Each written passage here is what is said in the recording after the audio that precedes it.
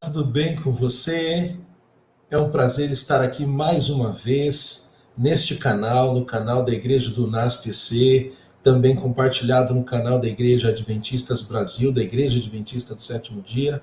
É um prazer estarmos juntos para começar uma nova temporada da lição da Escola Sabatina. E este trimestre nós começamos um novo tema após estudarmos tão profundamente o livro de Isaías, onde ali apresentava o livro e a lição Consolo para o povo de Deus.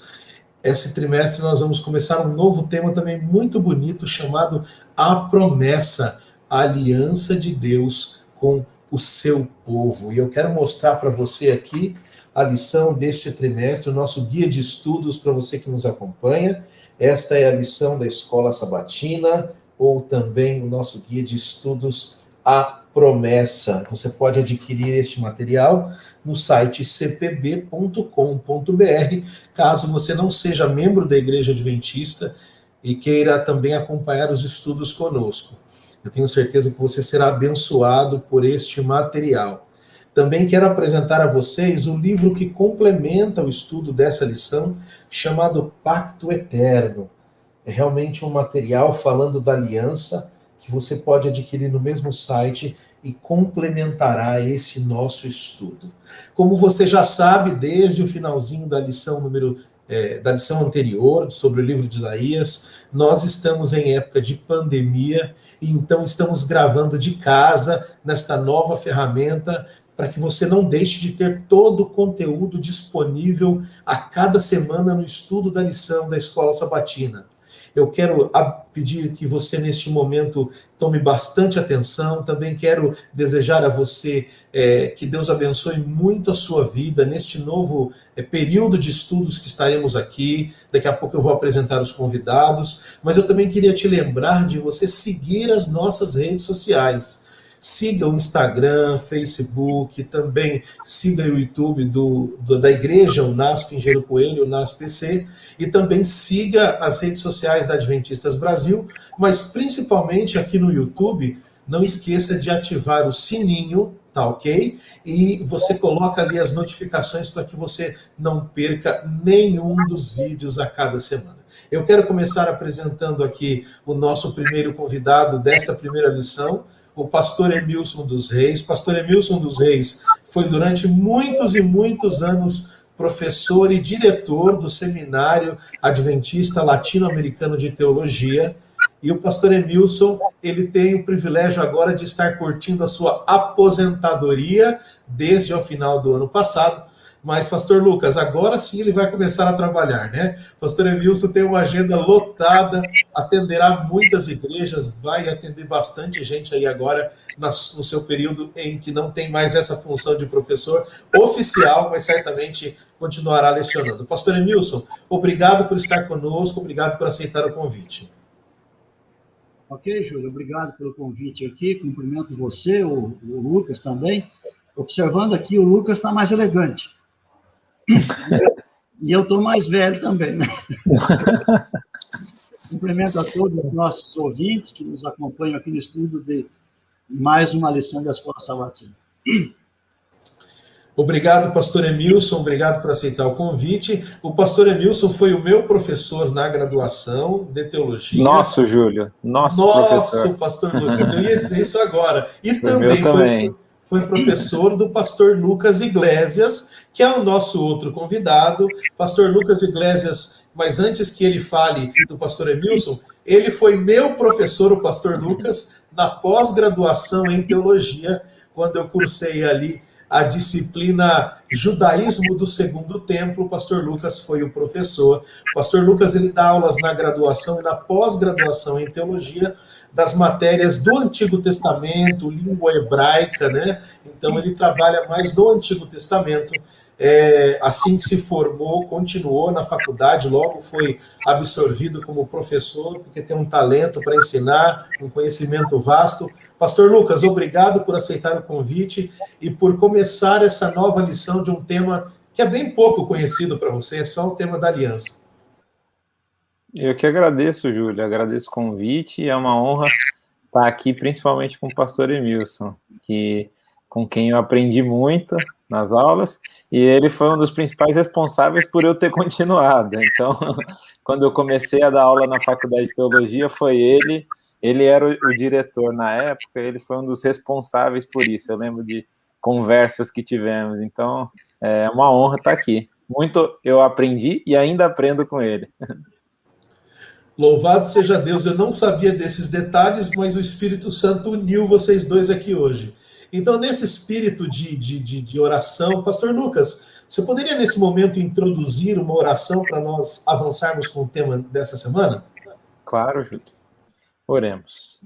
Senhor Deus, eterno Pai, nós te agradecemos pelo privilégio que nós temos de poder livremente estudar a tua palavra e pedimos que o Senhor ilumine a nossa mente, esteja presente nesse estudo, para que possamos compreender o que esse texto tão valioso tem a falar a nós, a nossa vida. Em nome de Jesus, nós pedimos, também agradecemos. Amém. Obrigado, pastor Lucas. E você que nos acompanha, membro da Igreja Adventista do Sétimo Dia, membro de outra denominação, não deixe de comentar aqui embaixo também, fazer as suas perguntas, colocar aquilo que você quer saber ou que você está achando do tema, vai ser muito importante para nós. Nesse momento, você que está conosco estudando a lição, a primeira lição tem como tema o que aconteceu? É uma pergunta. Vamos voltar lá ao início da história humana. Como foi que tudo começou? O que aconteceu? Daqui a pouco nós vamos entrar na temática, mas eu quero convidar você agora, então, para ler comigo o verso para memorizar, que vai aparecer para você na sua tela. O verso para memorizar que está em Gênesis, o livro de Gênesis, capítulo 1, versos 26 e 27. Gênesis, capítulo 1, versos 26 e 27, está escrito assim. Acompanhe a leitura na sua Bíblia ou acompanhe a leitura na tela conosco nesse momento. Está escrito: E Deus disse: façamos o ser humano à nossa imagem, conforme a nossa semelhança. Assim Deus criou o ser humano, à sua imagem, a imagem de Deus o criou. Homem e mulher os criou.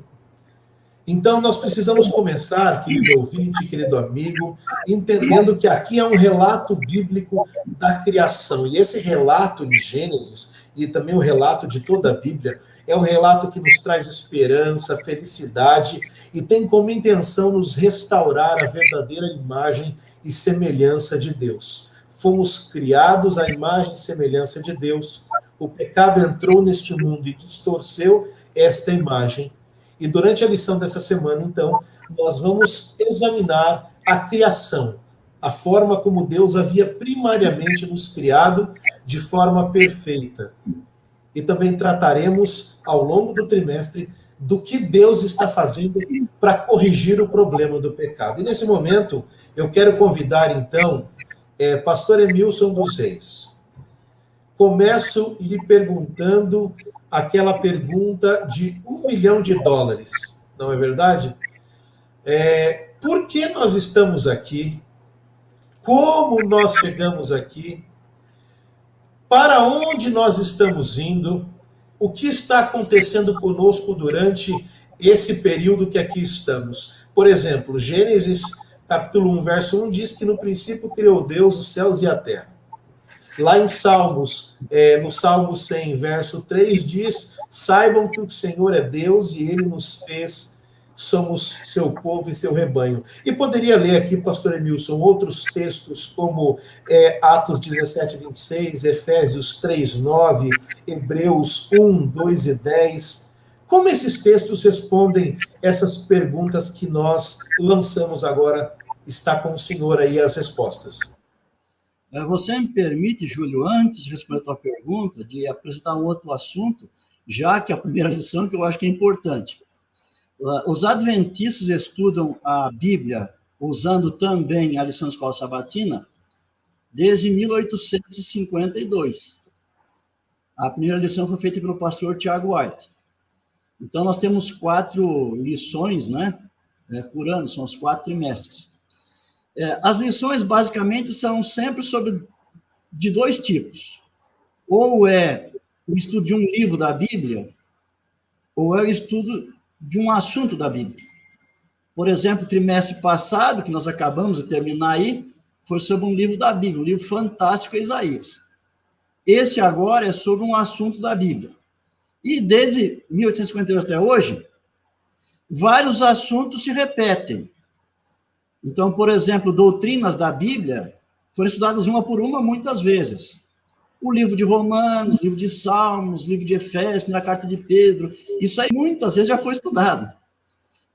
Frequentemente, o normal é quando se estuda de novo o assunto, é feito por um outro autor, com informações, às vezes, mais atualizadas, teve mais descobertas, mais estudos e tal. Não é o caso desse trimestre. Olha aqui, ó. Essa lição aqui é do primeiro trimestre de 2003. E é exatamente igual essa aqui. É o mesmo autor, são os mesmos assuntos, as mesmas lições, mesmo tópico. Se mudar alguma palavra, é só sinônimo, é a mesma coisa. Então, quem tem mais tempo de igreja, na verdade, já estudou essa mesma lição aqui, está agora recapitulando, tá bem? Bom, respondendo a tua pergunta aí, Júlio, é muito importante nós termos uma compreensão de que todos nós, seres humanos, cada um tem uma cosmovisão. A cosmovisão é a visão que a gente individualmente tem sobre o mundo, sobre a vida, sobre nós mesmos, sobre os outros. Cada um tem uma visão sobre essas coisas. A gente chama de cosmovisão. E essa cosmovisão, ela está por trás de todas as nossas decisões, nossos caminhos, a conduta. Tudo é por causa da cosmovisão que nós temos. E seja isso consciente ou inconsciente. Muitas vezes é inconsciente. Por exemplo, tem pessoas que têm uma cosmovisão assim: Deus não existe, tudo veio por acaso, eu não tenho propósito nenhum nessa vida, eu vou fazer o que eu quiser, e assim por diante. Então, a vida dele é desse jeito. Nós, como cristãos, como nós cremos na Bíblia Sagrada, nós temos uma cosmovisão diferente. E essa primeira lição, ela traz sobre esse assunto aqui. Então, por exemplo, nós aqui aprendemos, relembramos novamente, de onde nós viemos. Então, Deus, lá no passado, ele criou o universo, o nosso planeta, e criou a humanidade também. Deus é o Criador. Isso faz parte da cosmovisão nossa. Uma outra informação é que essa criação foi absolutamente perfeita. O que ele criou era passivo de desenvolvimento, mas era tudo perfeito, não havia defeito em nada. Faz parte da cosmovisão a ideia também de que o inimigo de Deus entrou aqui no nosso planeta, usando artimanhas e tal, e acabamos caindo em pecado, e por causa da nossa parceria com ele, de sermos infectados por esse mal, a nossa vida mudou, nossa natureza mudou, tudo mudou, o planeta mudou. Então, o que nós vemos hoje no mundo, que causa dor, sofrimento, desgosto, uma porção de coisa ruim, é por causa do que nós, lá no passado, aceitamos o mal. Mas a cosmovisão também mostra que Deus, ele fez um plano, e está executando esse plano para normalizar tudo de novo. Um dia no futuro, esperamos que breve, tudo vai ser normalizado. Nós vamos voltar a ser como éramos no passado, como era a vida de Adão e Eva, e não vai mais haver nenhum pecado, nenhuma consequência do pecado. Então, justamente a lição primeira do trimestre, ela fala sobre esse assunto. O assunto geral aqui é aliança. Nas próximas lições, nós vamos abordar esse assunto de aliança com detalhes, né?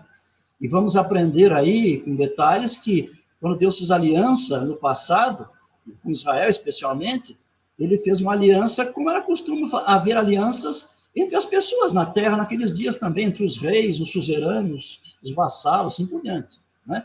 Mas a lição fala sobre esse aspecto aí. Então, uma ênfase dessa primeira lição é no aspecto de Deus é o Criador. Os textos que você mencionou, eles falam para nós, todos eles sem exceção, que Deus é o Criador. Isso está por toda a palavra de Deus. Deus é o Criador. Eu chamo a atenção aqui para um texto que não apareceu na lição, mas está bem nesse assunto, que é Romanos, no capítulo 1. Muitos teólogos de todas as correntes religiosas creem que Romanos é o livro principal da Bíblia, o mais importante, a mensagem mais profunda. E esse livro aí, antes de falar sobre justificação pela fé, que é uma ênfase, ele fala sobre o pecado da humanidade. Ele fala sobre os gentios, os pagãos, que não tinham uma revelação especial, e depois fala sobre os judeus, que eram o povo de Deus. E no primeiro capítulo, ele está falando aqui sobre os pagãos. E aqui nessa seção, Romanos 1, do 18 até o 27, são 10 versos, o assunto aqui é Deus como Criador. Aqui não tem a ver com o tema da salvação, de aceitar a salvação, rejeitar isso aí, aceitar pela fé, não tem nada a ver com isso. Essa seção aqui de 18 até 27, o assunto aqui é Deus como Criador. Por exemplo, o verso 25, claramente é mencionada a expressão Criador. Esse é o tema aqui. E aqui está dizendo, especialmente o verso 20, que através do que Deus criou, na natureza, naquilo que veio das suas mãos, nós temos o suficiente para aceitar que há um Criador e que ele é poderoso. Aqui não fala de salvação ainda. Na natureza nós não temos suficiente para salvação, mas temos suficiente para aceitar. Isso não tem a ver com fé. Tem a ver com razão. Tem tantas informações na natureza, que analisando a natureza, isso é suficiente. Então, Romanos 1, 20, diz assim, ó, porque os atributos invisíveis de Deus, e agora menciona eles. 2, assim o seu eterno poder, esse é o número 1, como também a sua própria divindade, é o número 2. Claramente, olha aqui, ó, claramente se reconhecem, desde o princípio do mundo, sendo percebidos. E aí no grego percebidos, uma percepção mental, não tem a ver com fé. Percebidos desde o princípio do mundo, né? Por meio das coisas que foram criadas. E o resultado é, tais homens são por isso indesculpáveis. Ora, pessoas podem dizer, não, a natureza não me mostra Deus, eu não consigo ver. Mas Deus que nos fez, que nos conhece, está dizendo que quando não aceitamos o Criador, nós somos indesculpáveis. Alguém que tem só natureza, que não foi evangelizado, pode ter uma desculpa para não ter aceito a salvação, quem sabe, mas não como Criador. Então, a ênfase aqui é como Criador. Então, Deus, ele fez tudo de tal maneira que mesmo com o surgimento da maldade do pecado, nós temos evidências sobejas de que por trás de tudo tem alguém que fez esse tudo aí. Não importa o nome que você dê, não importa o nome. Tem um Criador, tem alguém por detrás. E esse alguém, para fazer o que ele fez, ele tem que ser muito, muito poderoso. Então, essas duas coisas ficam evidentes aqui nesse estudo da palavra de Deus. Pastor Lucas? Eu queria só comentar uma coisa, né? O quão importante isso que o pastor Emilson está falando, né? O fato de Deus ser o Criador, né? Quando a gente pensa em relação às preocupações do texto bíblico, né? O texto bíblico muitas vezes não tem preocupações que a gente impõe a ele, né? Às vezes, obviamente, devido à época que a gente vive e tal, e a gente busca responder algumas coisas, mas o texto bíblico, desde o início, ele não está preocupado em responder se Deus existe ou não, quais são as evidências para a existência dele. Ele parte do pressuposto que Deus criou, ponto, né? E aí, relacionado a isso, que eu acho muito interessante, é assim, como esse Deus que é criador, ou melhor, por que, né, esse Deus criador, aparentemente, e aí eu vou usar até uma ideia meio grega, né, mas só para pegar a ideia, esse Deus autossuficiente, né, cria um ser humano e se relaciona com ele, né? Porque ele não só cria, né? Ele não só cria as coisas e o ser humano, ele opta por se relacionar, né? Quando a gente pega e compara o relato bíblico, né, da criação com os outros relatos ao redor de Israel, né, mesopotâmicos, as mitologias ao redor, os deuses são indiferentes aos seres humanos. O ser humano é um meio, um instrumento de satisfazer os desejos dos deuses. Só que você vem para o texto bíblico, Deus cria o ser humano e opta por se relacionar com ele. E isso, por mais que para a gente não pareça, né, mas é um absurdo, né? É um absurdo.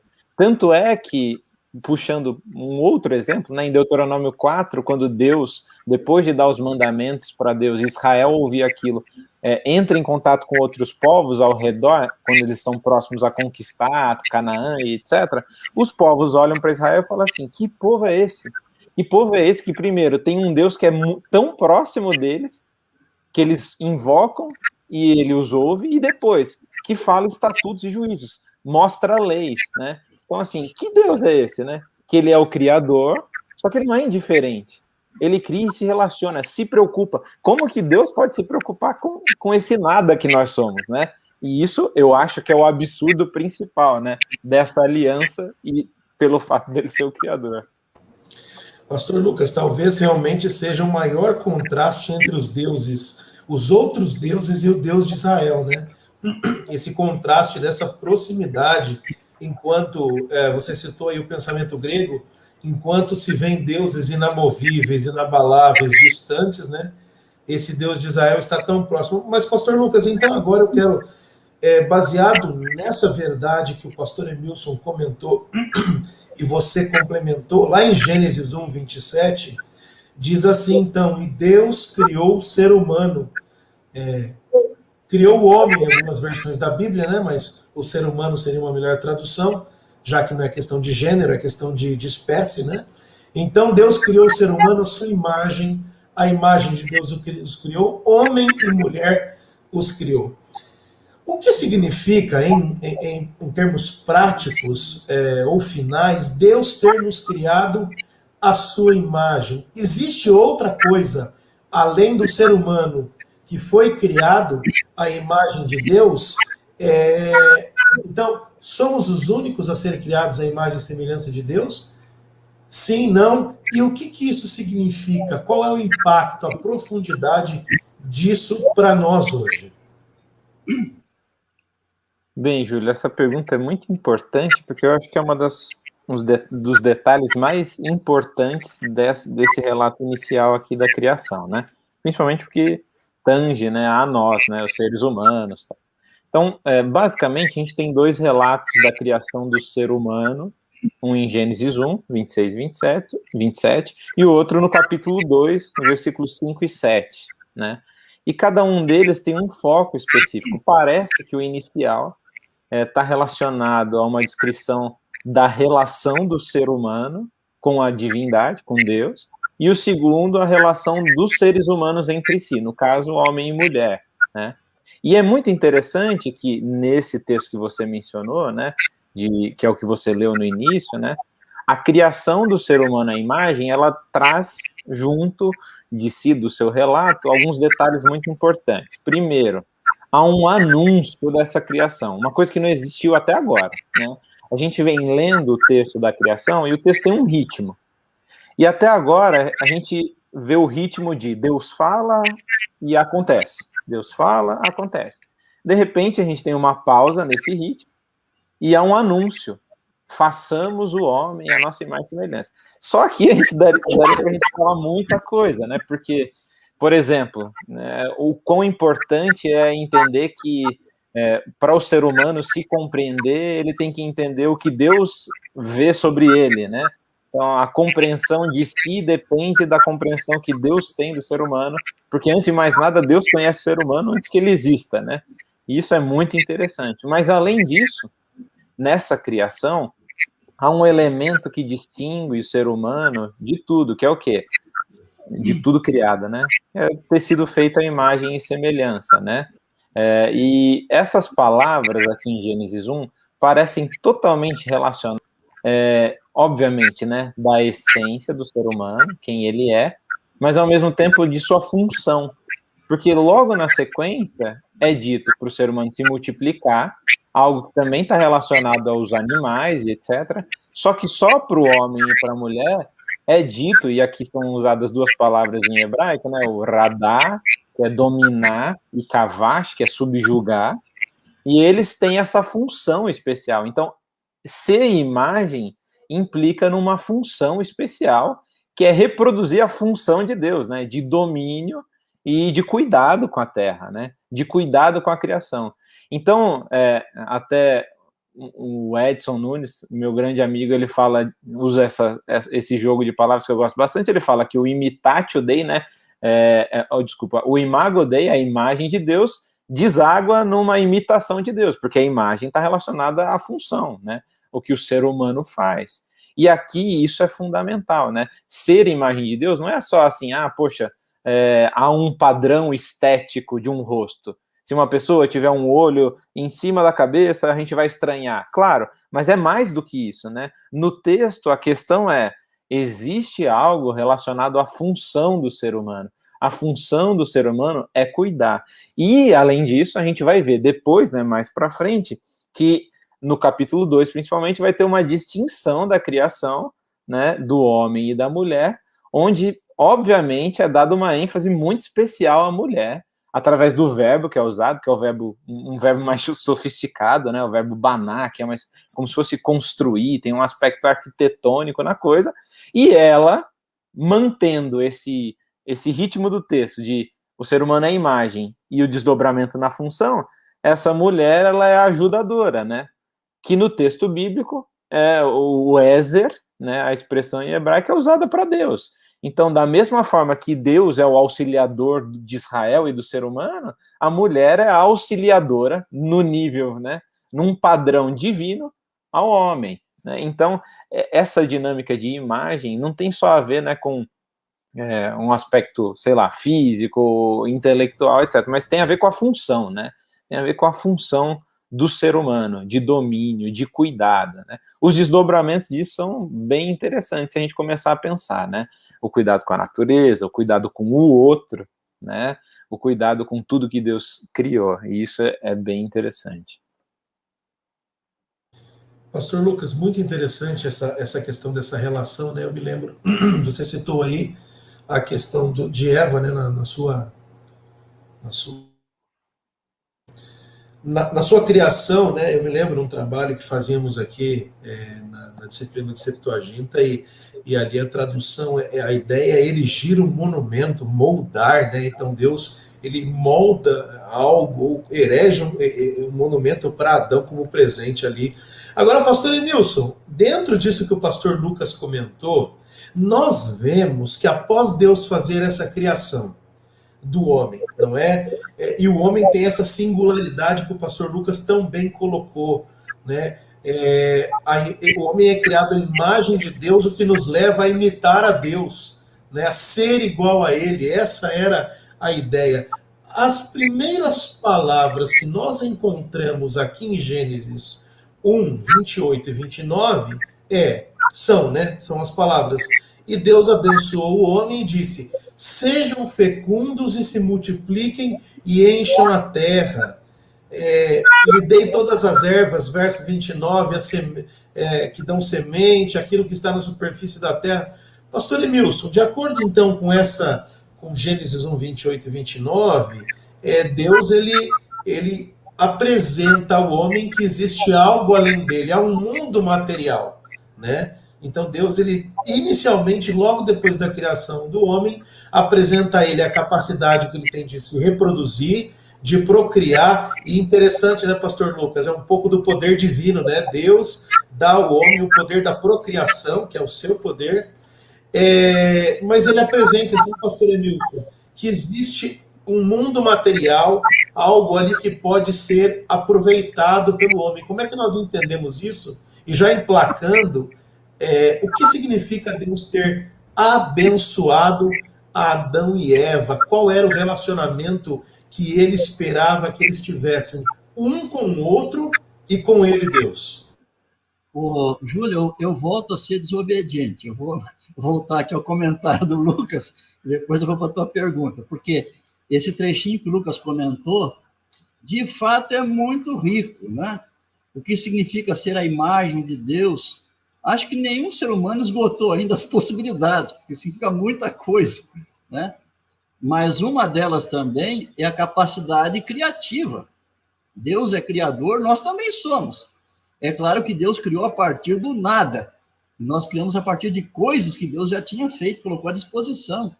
Notem a cada dia em nosso planeta quantas novas patentes são registradas de tudo que é tipo de equipamento e coisas assim. Ficamos impressionados, né? Cada um na sua área consegue fazer coisas fantásticas. Então, tem a ver com isso também. Mas, nesses textos aí de Gênesis, fica muito clara a diferença entre a criação do ser humano e do restante que Deus fez. O restante Deus fez apenas falando. Deus disse e aconteceu. Ele falou e tudo se fez. Mas quando foi para fazer a espécie humana, Deus trabalhou com as suas mãos na criação do homem. E aí todos nós já ouvimos falar daquela historinha que Deus fez um boneco de barro primeiro, tal, depois foi lá e soprou. Mas onde que está isso na Bíblia, que a gente não consegue encontrar essa história? Acontece que ela está em Gênesis 2:7, numa única palavra aí, não é, Lucas? Não é? A palavrinha aí formou?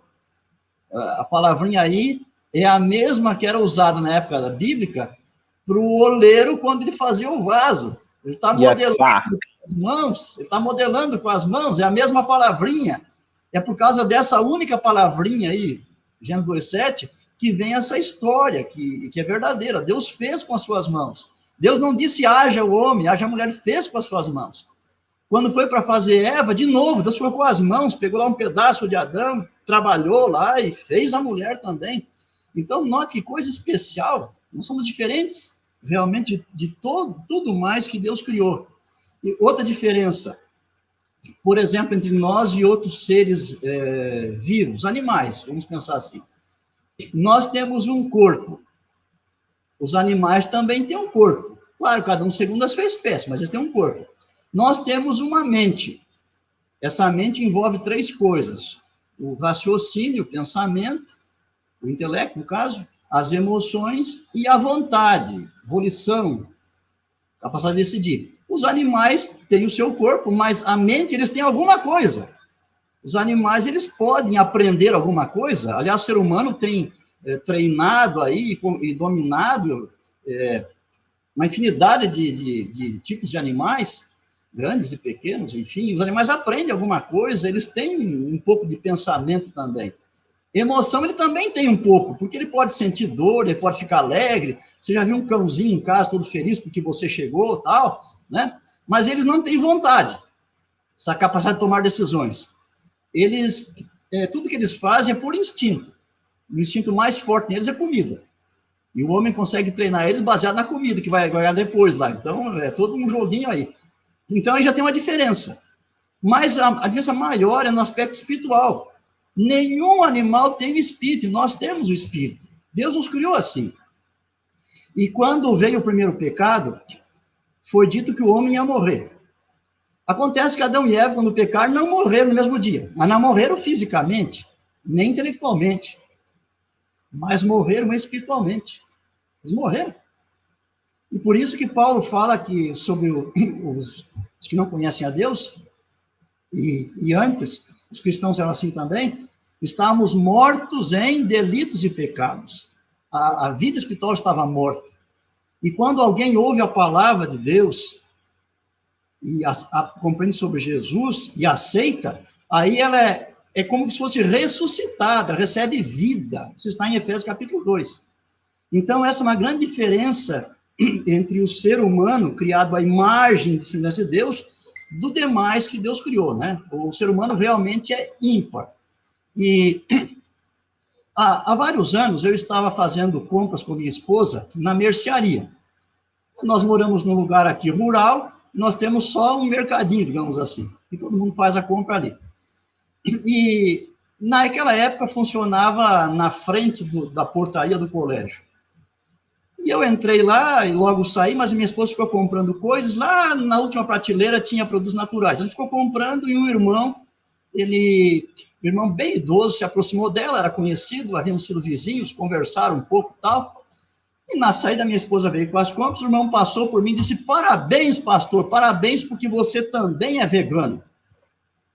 Eu disse assim: ô irmão, eu não sou vegano.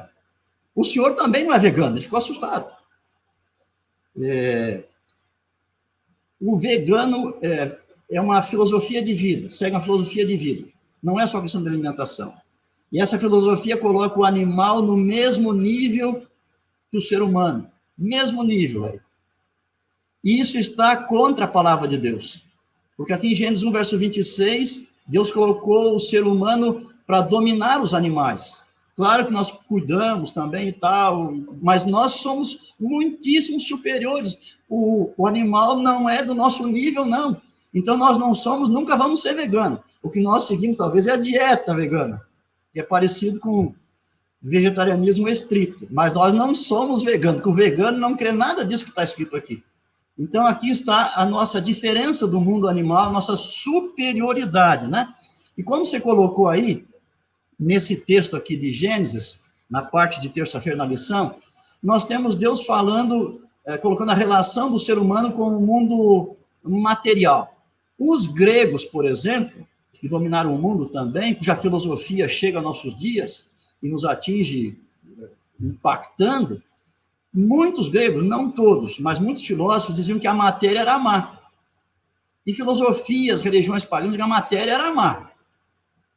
Isso não está na Bíblia. Na Bíblia, você tem aqui, tudo é bom. Diz assim, quando Deus criou a matéria, diz assim, depois de cada dia, isso é bom. E no fim da semana, a avaliação foi isso, tudo é muito bom. A avaliação não foi você que fez, não fui eu que fiz. A avaliação foi aquele que é perfeito, que conhece tudo que é perfeição que existe, que é o autor da perfeição e da beleza. Se ele diz que está muito bom, deve estar muito bom mesmo, né? Então, e aí tem a bênção. Ora, bênção tem a ver com bem, assim como maldição tem a ver com mal. Então, nessa primeira folha da Bíblia, quando o pecado não entrou ainda, e Deus está criando, só tem coisa boa, só tem bem. Isso é bom, isso é muito bom. Deus abençoou, certo? Então, Deus só está distribuindo bênçãos e dádivas, e Deus planejou que fosse assim para sempre. Mas o pecado veio depois e anarquizou com a situação. Pastor Lucas, quer complementar? Não, só comentando um negócio que o pastor Emilson falou agora, né? É rapidinho até. Na verdade, até, né, esse fato de Deus determinar o que é bom é no momento onde o ser humano acha que consegue enxergar o que é bom e o que não é bom, né? No momento que o ser humano faz a avaliação, é que surge o problema, né? Então, enquanto se confia nos critérios divinos do bom e do que não é bom, aí a coisa anda bem, né? Eu vou lhe entrar, e você já introduziu, eu vou lhe fazer uma pergunta nesse sentido, só queria lembrar aqui, bem lembrado, pastor Emilson, né, duas coisas, né, achei interessante aqui. Gênesis 1, 24 diz, e produz a terra seres viventes, animais domésticos, plantas, etc. Só o homem tem o sopro, né, pastor Lucas? O ruach, né, em hebraico, o sopro de Deus. A Bíblia diz que os animais eles foram produzidos a partir da terra, uma curiosidade que muita gente não se apercebe, está ali em Gênesis capítulo 1, verso 24.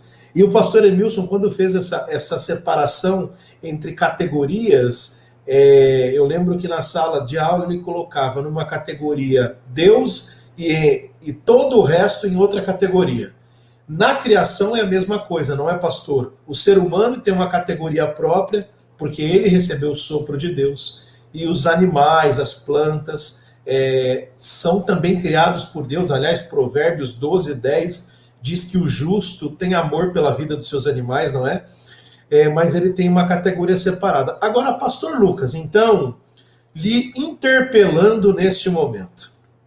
O homem tem vontade, o homem tem poder de decisão, ou livre-arbítrio, como dizem por aí. Alguns dizem que o homem não tem livre-arbítrio porque ele não arbitra nada, é Deus que arbitra. O homem tem livre direito de escolha. Seja como for, Gênesis 2, 16 e 17 diz que agora Adão e Eva tiveram um teste, uma oportunidade para exercitar esse livre direito de escolha. Como foi isso? Falando essa questão dos parâmetros divinos que você introduziu, qual foram as escolhas, qual foi o resultado? Comente um pouco para nós sobre esses dois versos, por favor. Bem, Júlio, aqui eu acho que nós temos um dos aspectos essenciais e mais, de novo vou usar a palavra absurdo, mas é no sentido de maravilhamento, né, da criação, porque nessa relação que Deus decide estabelecer com o ser humano, ele decide inserir um elemento que é o elemento fundamental para qualquer tipo de relação, se ela é verdadeira, que é o quê? Liberdade, né? Liberdade. Isso é difícil, né? É difícil da gente entender, primeiro, em relação a Deus e o ser humano, e difícil nas nossas relações, né? Eu tenho um filho há pouco tempo, meu primeiro filho, o João, ele tem 2 anos e meio. E eu lembro muito bem, eu li algumas coisas sobre educação de criança, né? Primeiro filho, a gente leu um monte de livro e tal, mas minha esposa leu muito mais. E eu lembro dela falando em vários momentos, nossa, interessante como os livros falam da gente respeitar, né, a criança, porque ela tem a personalidade dela, ela tem a vontade dela, e você, obviamente, tem que estabelecer os limites, etc., mas ela tem a vontade. E é curioso isso, como a nossa tendência é restringir, né, a liberdade dela e tentar transformar esse ser num robô que você acha que é a maneira correta de ser, sendo que ele tem as vontades dele, né? E aqui eu não estou, obviamente, falando de comer doce ou não. Ele está com vontade de comer doce, vou dar doce. Não é isso, né? Mas ele tem a sua personalidade, né? E para qualquer relação saudável, existe isso. Só que, ao mesmo tempo, né, a liberdade, ela traz junto de si um outro elemento que, quando aplicado a Deus, eu acho que é muito interessante, né? Que é o quê? A vulnerabilidade. Porque, assim, se existe liberdade, a liberdade é o quê? Eu colocar na sua mão a possibilidade de, se você quiser, você acabar com a minha vida. Você acabar com todo esse nosso elo, acabar com essa relação, porque você é livre, entendeu? Então, há na liberdade vulnerabilidade. Então, olha só que interessante, desde do relato da criação, a gente tem Deus criando, primeiro, né, que é muito interessante, né? Se a gente pensar no Deus, como o pastor Emílio falou, né, os gregos pensando, tal, os gregos vão falar assim, Deus é autossuficiente, ele não precisava criar, né? Ele não tem necessidade de criar, mas ele cria. Só que para piorar, entre aspas, ele cria e dá liberdade para essa criatura. Em outras palavras, ele se faz vulnerável, né? Obviamente, a gente vai ter o ápice de vulnerabilidade na encarnação e na morte de Jesus, né? Mas a gente já vê desde o início um Deus bíblico como um Deus vulnerável, porque ele dá liberdade para o ser humano. O relacionamento verdadeiro é um relacionamento que existe num contexto de liberdade, né? De liberdade. E aqui a gente vê claramente isso, né? Deus dá liberdade para o ser humano escolher essa árvore, né? A gente vê no versículo 16 e 17 do capítulo 2, que há uma ênfase clara, né, na bênção que Adão e Eva têm de poderem comer de toda a árvore do jardim, mas tem uma árvore que eles não devem comer, como o pastor Emílio comentou, porque no dia que eles comessem, eles morreriam. Mas a questão aqui é essa liberdade que eu queria enfatizar. Tem muita coisa que a gente poderia enfatizar, né? E só para concluir aqui meu comentário, né? Tem um pensamento de um escritor que eu gosto bastante, né? Ele é um pensamento até meio, assim, meio polêmico, mas já estou avisando que é polêmico e não vai ser polêmico por isso, né? Ele fala assim, né? Ele fala que Deus precisa do ser humano. Ele fala, esse daí é o Abraham Joshua Heschel, aquele rabino e e filósofo judeu, já falecido, tem livros espetaculares, né? E aquilo sempre me incomodou, né? Eu pensei, poxa, Deus precisa do ser humano? Como assim, né? Não faz sentido. E de fato, né? Não faz sentido. Só que a explicação dele é muito interessante, né? Ele fala assim, Deus precisa do ser humano, mas que tipo de necessidade é essa? Daí ele explica, e eu acho isso muito bonito. Ele fala assim, é uma necessidade autoimposta. Ele escolhe precisar do ser humano. Ele escolhe criar e dar liberdade, e agora ele precisa reatar esse relacionamento que foi rompido, né? Como a gente vai ver já antecipando, porque ele escolhe se submeter, ele escolhe se colocar como vulnerável, né? Porque ele dá liberdade, ponto final. E é isso, né? Essa é a essência, né? Se você, de novo, trazendo a metáfora aí, a metáfora não, a ilustração, né? De um filho, né? Se você me perguntasse antes de eu ter o meu filho, poxa, a sua vida, você sente a necessidade, a falta de um filho? Eu falaria tranquilamente para você, não, minha vida era muito boa, minha vida com minha esposa e etc. E olha, depois que ele nasceu, a gente gasta mais, eu tenho menos tempo com a minha esposa, a vida é mais tumultuada. Agora, se você me perguntar, você hoje vive sem ele? Eu falo, de jeito nenhum. Eu preciso desse menino, entendeu? Então, eu acho que a dinâmica, respeitando todas as liberdades, né, da ilustração, é mais ou menos essa, né? Liberdade, vulnerabilidade, e ao mesmo tempo, assim, o potencial de uma relação genuína trazida pela liberdade / vulnerabilidade.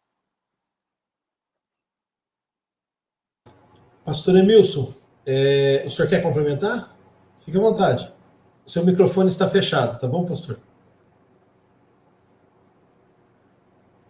Vou falar duas coisinhas aqui. A primeira é uma perguntinha. Deus precisa testar o ser humano para saber o que está no coração dele? Não precisa. Mas por que ele fez isso?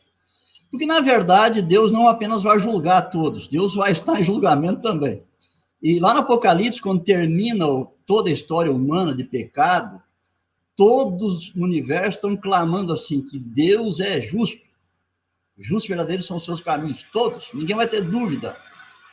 Então, Deus sempre, quando age, ele faz de uma maneira que ele possa ser visto, não somente ser justo, mas ser visto como justo. E Deus está fazendo um jeito aqui, para que todos, um dia, quando forem analisar a história ou avaliar o que foi feito, percebam que ele foi, de fato, justo naquilo que ele fez. Então, não é para ele saber, né? É para todo mundo saber, porque Deus sabe todas as coisas de antemão. Uma segunda coisinha aqui é que essa árvore não é chamada árvore do mal. Podia ser árvore do mal, da ciência do mal, mas não é. É da ciência do bem e do mal. É interessante, né? Desde o princípio, o mal está aliado com o bem. O mal nunca vem sozinho. O mal tem mais força para entrar em nós, para nos enganar, para nos derrubar, quando vem associado com o bem. Então, a gente olha aquele pouco de bondade misturado, aquele pouco de verdade, aquele tanto de beleza, e a gente não vê o que está de mal ligado, e a gente é enganado. Então, a árvore é do bem e do mal. E hoje em dia, quando vem tentação sobre nós também, é assim. E nós somos tentados não só por coisa má, por coisa boa também, às vezes, né? É boa, mas nos desvia do plano de Deus para a nossa vida. Então, a gente tem que dizer não também. Você que está nos assistindo, você percebe até aqui, nós podemos perceber muitas coisas interessantes acerca de Deus. Primeiro, como foi colocado aqui, Deus não precisava criar a mim e a você, mas ele fez por amor. Quando Cristo veio à Terra, ele veio para salvar a humanidade, é verdade, mas antes disso, essa é uma questão secundária. A questão primária na vinda de Cristo à Terra era vindicar o caráter de Deus, que um dia no céu foi questionado, você sabe disso? E nós vimos aqui, como colocado pelo pastor Emilson, pelo pastor Lucas, que Deus nos cria numa relação de liberdade. E ele dá uma liberdade tão grande ao ser humano, a ponto de permitir ao ser humano que diga, eu não quero saber de você. Pastor Emilson, após isso tudo acontecer, há um relato ali em Gênesis capítulo 3. Bom, nós temos a tendência normal, pastores, de crer em quem de confiar mais em quem a gente conhece e desconfiar de quem a gente não conhece. E ali na árvore, nós sabemos que Adão e Eva caíram, nós vemos Eva confiando mais em alguém que ela não conhecia, a serpente, do que confiando em alguém que ela conhecia, que era o próprio Deus, não é verdade? Pergunto, como Satanás, qual foi o enredo de Satanás ali? Eu e o pastor Lucas já discutimos isso em outra lição, quando ele veio fazer conosco. Mas, pastor Emilson, qual foi o enredo de Satanás e qual foi a resposta divina de Deus às palavras de esperança, a promessa após a queda? Bem, precisamos saber que a grande parte dos cristãos, quando lê os primeiros capítulos de Gênesis do início 1 até o capítulo 11, aquelas relatos, histórias, eles acham que é tudo mito. Líderes religiosos, doutores de teologia, dizem que aquilo tudo é mito, não foi daquele jeito. E nós, adventistas, na contramão de tudo isso aí, nós cremos que essas coisas foram literais. Houve um homem chamado Adão, uma mulher chamada Eva, houve, de fato, uma serpente, houve um fruto, houve uma primeira família. Então, nós cremos que isso aí tudo foi literal. E nós vemos como Satanás fez para enganar Eva.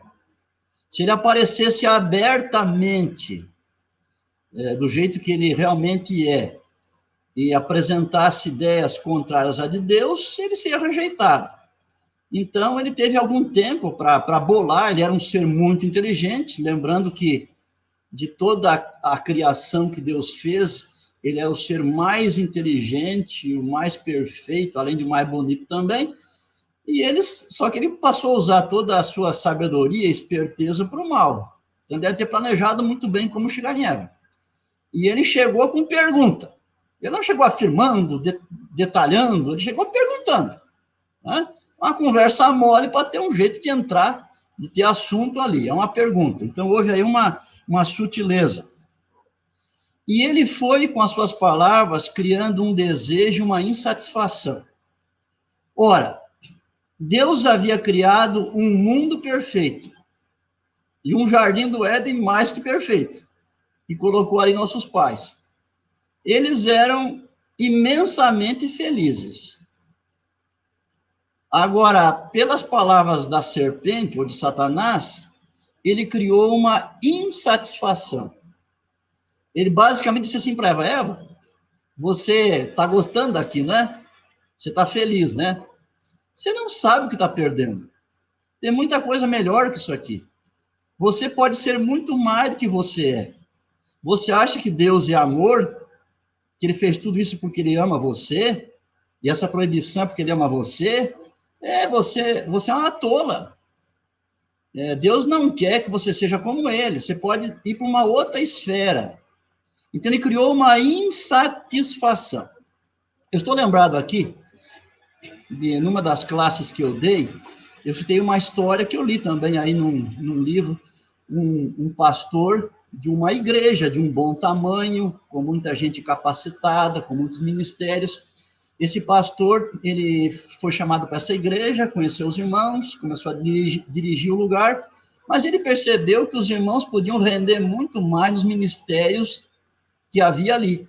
E ele tentou convencer, persuadir, motivar, mas era sempre a mesma coisa. Funcionava, mas muito aquém do que era possível. E um dia teve uma ideia. Ele conhecia um outro pastor de uma mega igreja, amigo seu, ele conhecia bem a igreja, os ministérios funcionavam muito bem, e ele fez uma excursão com a sua liderança lá para aquela igreja, passar um dia lá. E lá eles viram aquela igreja como funcionava, todos aqueles ministérios. E quando compararam com os deles, eles acharam que eles eram muito pequenininhos, na verdade, que podia fazer muito mais. E aí, quando o pastor voltou, eles tinham no coração o desejo de melhorar, e se empenharam, porque o pastor criou uma insatisfação neles. Agora eles aceitaram. E foi esse o caminho que a serpente fez, só para o lado errado, para o pecado. Criou uma insatisfação e aí conseguiu persuadir Eva, e Eva acabou transgredindo o mandamento de Deus, levou para Adão, e ele também fez a mesma coisa, né? Mas nesse capítulo aqui, não somente apresenta a queda, surgimento do pecado, do mal no mundo, apresenta a reação divina face ao pecado. Então, assim que o homem pecou, Deus não ficou lá encostado numa árvore ou deitado numa nuvem, esperando assim, eu vou ver o que eles vão fazer agora. Quando eles voltar para mim, se arrepender e tal, eu vou ver o que eu faço. Se Deus tivesse pensado assim, ia estar assim até hoje. Porque eles nunca mais iam voltar para Deus. Porque eles morreram espiritualmente. O espírito deles foi assassinado naquele dia, foi morto. Então eles não queriam mais saber de Deus. Então Deus sabe que o pecado faz isso. Então Deus sabia que o único jeito é ele tomar a iniciativa. Então ele que veio ao ser humano e começou a dizer, onde estás? Duas palavrinhas, onde estás? É claro que Deus sabe que eles estão atrás daquela árvore ali. Mas queria que eles soubessem o que eles tinham feito, onde que eles se encontravam mesmo, né? E Deus começa a falar para eles, começa a perguntar para eles também. E Deus vai depois dizer as consequências do que eles fizeram. As consequências para a mulher, para o homem, para o próprio Satanás. Mas antes de falar das consequências, tem o Gênesis 3,15. Tem uma promessa. E nessa promessa, em linguagem figurada, ele está dizendo, um dia eu vou vir a esse mundo, na forma de descendente de vocês. E eu vou acabar com a raça da serpente, vou esmagar ela. Vocês fizeram amizade com a serpente, vocês estavam assim comigo, ó. Mas vocês fizeram assim, ó, se afastaram. Fizeram amizade com o meu inimigo. Mas eu vou criar inimizade entre vocês aí. Eu vou colocar inimizade, eu vou agir para isso. Então, notem, a nossa salvação sempre começou com iniciativa de Deus. E em qualquer lugar do planeta, em qualquer época, quando alguém se volta para Deus e quer buscar Deus, quer ser amigo de Deus, é porque primeiro o Espírito de Deus teve iniciativa de aquela pessoa, de alguma maneira, e trabalhou no seu coração, na sua mente, e procurou atraí-la para os caminhos de Deus. Pastor Lucas, fique à vontade. Isso que o pastor Emilson falou é muito importante, né? E lembrando que sempre o que a serpente oferece é algo que ele já tem, né? Então ela vem e oferece a semelhança de Deus, né? Vocês vão ser também conhecedores do bem e do mal. Mas na verdade a gente já viu, hoje mesmo, né, no nosso estudo, que Deus cria o ser humano à sua imagem e semelhança, né? E essa é mais ou menos a dinâmica, né, da tentação, né? Oferecer o que a gente já tem, né? Oferecer o que a gente já é, né? Como se o que nós tivéssemos não fosse o suficiente, né? Como o pastor Emilson falou, como se o Éden não fosse perfeito, só que em todo relato a gente tem. É bom, é muito bom, né? Então aqui ela é enganada, né? Adão e Eva são enganados com esse discurso, onde na verdade a eles é oferecido o que eles já têm. Então eu só queria complementar com isso daí. Tremendo, pastor Lucas, é verdade. Nada do que Satanás nos oferece hoje é algo que Deus já não nos tenha dado ou nos dará no futuro, né? Tremendo esse pensamento. Pastor Lucas, eu queria engrenar aqui uma última pergunta a você, e o pastor Emilson pode complementar depois. O pastor Emilson comentou desta que é a primeira promessa incondicional na Bíblia. Deus viria na pessoa de Cristo e morreria no nosso lugar. Havia já uma primeira promessa condicional. Gênesis 2,17 diz, do dia que delas comeres, certamente morrerás. Mas aqui há a primeira promessa incondicional. Pastor, como nós podemos hoje, dentro dos apelos que são feitos na Bíblia, tantos apelos são feitos a nós, pecadores, aos que se afastam de Deus, pergunto a você, como que nós podemos responder a esse apelo desse Pai amoroso, desse Deus bondoso, da pessoa de Jesus? Como Deus espera que nós respondamos a tudo isso que Ele fez? Ou seja, Ele cria, a gente se separa, Ele vem, morre em nosso lugar e nos apela para que nós possamos nos voltar a Ele. E comparando essa imagem de um Deus perfeito e uma humanidade caída, mas que é chamada à perfeição. Como que a gente pode responder hoje ao apelo de Deus, ao apelo de Cristo, ao apelo do Espírito Santo? Olha, Júlio, essa é uma pergunta difícil e eu acho que o início da resposta tem a ver com o reconhecimento de quem Deus é, né? Então, essa lição teve como ênfase principal Deus como Criador, né? Isaías, no capítulo 45, ele pega emprestado, né, essa ideia, o pastor Emilson comentou sobre o oleiro, né? E ele fala de Deus como Criador e usa uma metáfora, ele fala assim, que vaso de barro que vira para o seu Criador e fala assim, né, poxa, por que eu não fui feito com uma alça aqui ou uma alça desse outro lado, né? Ele fala, não faz sentido, né? Não faz sentido nenhum, porque você vem depois, o Criador te antecede, né? E ele te criou, né? Então, biblicamente, qualquer tipo de questionamento em relação, seja pela existência e etc, né? Poxa, por que eu existo? Não faz muito sentido, porque você só questiona porque você já existe, né? Então, se você questiona é porque você existe. Então, não faz muito sentido. Eu acho que o início de tudo tem a ver com quem Deus é, que é, assim, o Criador. Em relação a isso, daí a gente tem que lembrar, sendo o Criador, ele escolhe fazer o ser humano e dar liberdade. E isso já deveria ser, na minha perspectiva, o suficiente para nos deixar, assim, abismados, né, de como essa relação é grandiosa, né. E eu acho que uma outra coisa, e um último elemento, que deveria nos despertar, assim, muito maravilhamento, usando a palavra aí de novo, é o fato de, depois desse rompimento, como já foi dito, é ele que tem a iniciativa para vir atrás do ser humano, né? O ser humano naturalmente vai fugir envergonhado, né, dos seus erros, das suas falhas, mas Deus vem e vai atrás do ser humano.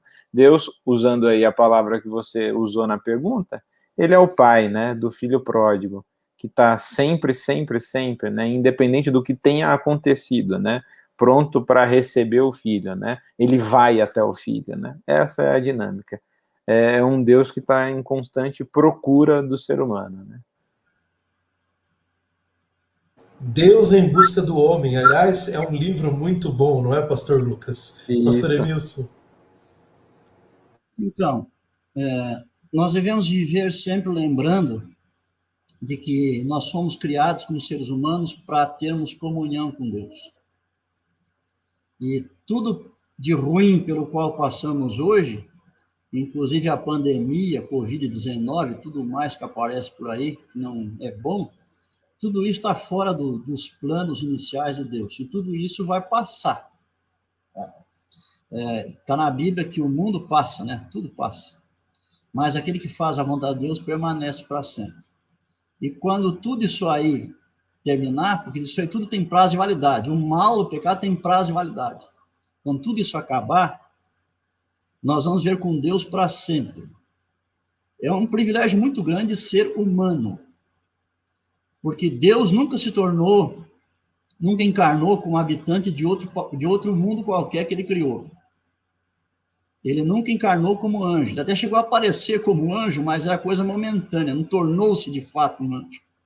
Mas ele tornou-se um ser humano, o homem para sempre. Ele é um ser humano glorificado. Nosso irmão sempre vai ser assim. Então, que alto privilégio é o nosso. E ele, um dia, o centro do universo vai ser o nosso planeta, que vai estar o trono de Deus. Nós não sabemos onde hoje é o centro do universo. Imagino que tudo gira ao redor do trono de Deus, mas um dia nós vamos estar bem no centro do universo. Então, é uma elevada honra, né? Elevada honra. Jesus ser nosso para sempre. É nosso irmão, e quando nós oramos, nós temos alguém que passou pelo que nós passamos, que intercede por nós, nos conhece com perfeição. E se nós perseverarmos, nós vamos estar num mundo perfeito por toda a eternidade. Amém. Deus seja louvado, né? Como foi exemplificado aqui, né, pastor Lucas? Assim como João é importante para você, nós somos importantes para Deus. Ele não vive sem nós hoje, depois da nossa criação. Pastor Lucas Iglesias, professor de Antigo Testamento hebraico, da graduação e pós-graduação do Seminário Adventista Latino-Americano de Teologia. Pastor Emilson Reis, professor e diretor emérito do mesmo seminário. Muito obrigado por terem estado conosco. Que privilégio poder ouvir vocês. E aqui é interessante essa cadeirinha, né? O pastor Lucas foi aluno do pastor Emilson, eu também, depois eu fui aluno do pastor Lucas, e aí a gente vê como Deus vai usando os dons ao longo do tempo e vai desenvolvendo, né, pastor, e renovando a sua igreja, os seus líderes, os seus professores. Vocês são realmente homens de Deus, duas pessoas que eu admiro muito, particularmente, que tenho como modelos a me espelhar, assim, agradeço vocês estarem aqui. E eu quero dizer para você que está em casa que é só o começo. Semana que vem nós estaremos juntos de novo. A promessa, a aliança eterna de Deus é o tema que iremos estudar além dessa por mais 12 semanas. Mas nós não poderíamos encerrar agora. Eu quero pedir ao pastor Emilson dos Reis que faça a oração final, pastor, intercedendo por nós, por mim, pastor Lucas, pela nossa igreja e por todos que nos assistem, não só os membros da Igreja Adventista, mas como por todos os outros irmãos de outras denominações que nos assistem e comentam aqui no nosso canal. Por favor, pastor Emilson. Nosso maravilhoso Deus e Pai, nós mais uma vez oramos a Ti nesta manhã. Nós somos muito gratos por todas as bênçãos sobre a nossa vida e também porque, mais uma vez, pudemos estudar juntos a Tua preciosa palavra, recordar a criação do nosso planeta, da raça humana, como o mal começou e como estás atuando constantemente para tornar tudo novamente perfeito. Abençoa nós que estamos aqui nessa manhã à frente, o pastor Júlio, o pastor Lucas também, as suas famílias, aqueles que trabalham conosco nesse momento para produzir esse vídeo, e pedimos a bênção para aqueles todos que nos assistem também, e na verdade por toda a humanidade. Nós te pedimos que o Evangelho possa prosperar, causa do Evangelho avance, que no dia de hoje novas pessoas possam conhecer a Jesus e abraçá-lo como seu Salvador.